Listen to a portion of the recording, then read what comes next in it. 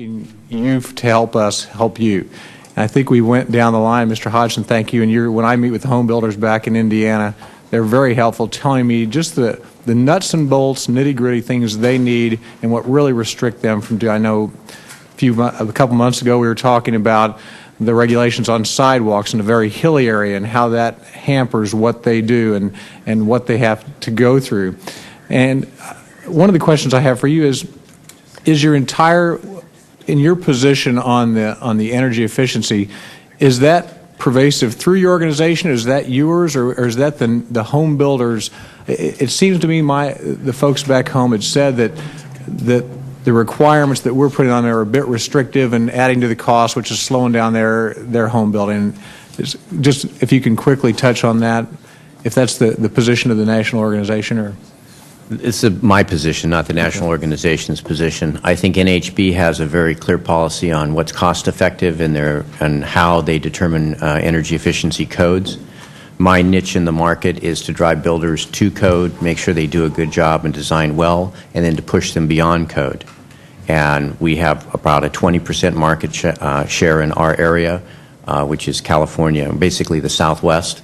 And we're very strong advocates of energy efficiency. So I think my leaning is on the left side of the coast, which is also probably on the left side of the position of NHB.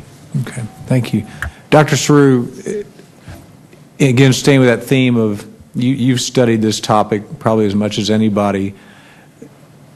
1, 2, 3 recommendations. If you were sitting in the chairwoman's seat, don't try that. Believe.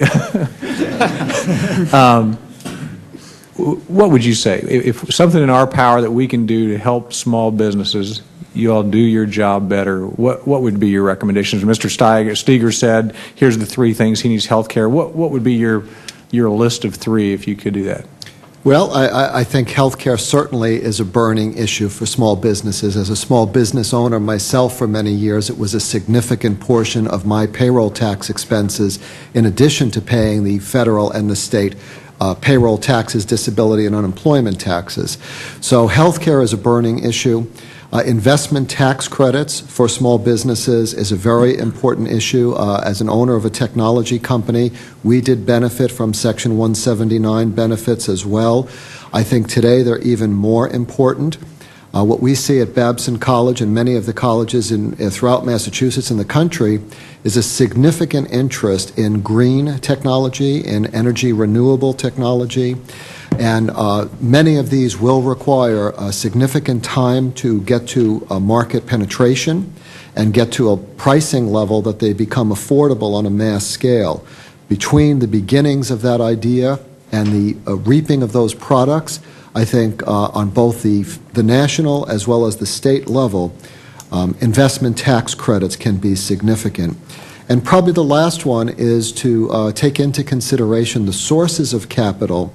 Many entrepreneurs today are not getting traditional venture capital funding. They're getting more angel investing, small business loans, and banking loans.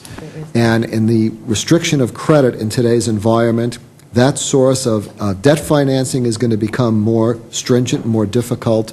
I myself participate in an angel investors group, and there's becoming more of a conservative sway in that group. So I think to increase the benefits of investing and easing the restrictions, if you will, from a tax owner's perspective on that investment is the beginning fuel, if you will, for that new source of capital and that new source of activity.